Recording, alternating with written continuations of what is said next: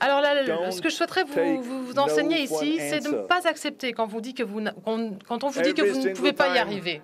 Quand on vous dit non, pensez oui. Chaque fois qu'on m'a dit non dans ma vie, moi j'ai entendu oui. Chaque fois que quelqu'un me disait mais c'est impossible, j'ai entendu c'est possible. Chaque fois que quelqu'un me disait mais oublie, c'est une idée ridicule, ben moi je me disais mais cette idée elle est géniale. Parce que il y a beaucoup trop de gens qui vous disent non dans ce monde. Et la règle numéro 1 pour connaître le succès, eh bien c'est ignorer celles et ceux qui prêchent le non. Tous ceux qui vous disent non, ignorez-les. Moi, je les ai ignorés tout au long de ma vie.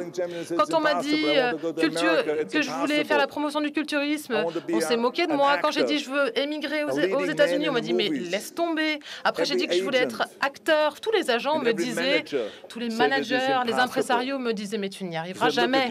Regarde-toi. Tu fais 250 livres, tu ressembles à un monstre. Tu ne seras jamais un acteur principal dans un film. Et ce que j'essaie de vous apprendre, c'est qu'il faut être déterminé, il faut être fort, il faut être rebelle, ne pas écouter celles et ceux qui vous disent non.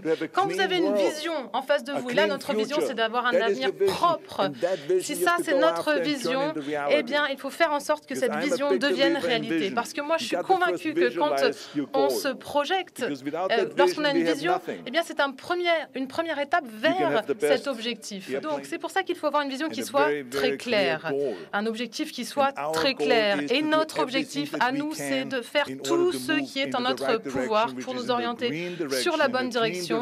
Et c'est une direction qui est verte, propre, et se débarrasser des combustibles et des carburants fossiles. Et quand il y a des gens qui vous disent que les États-Unis se sont retirés de l'accord de Paris, mais en fait, ne les écoutez pas.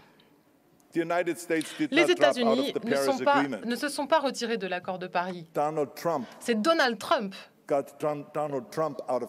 qui s'est retiré lui-même de l'accord de Paris.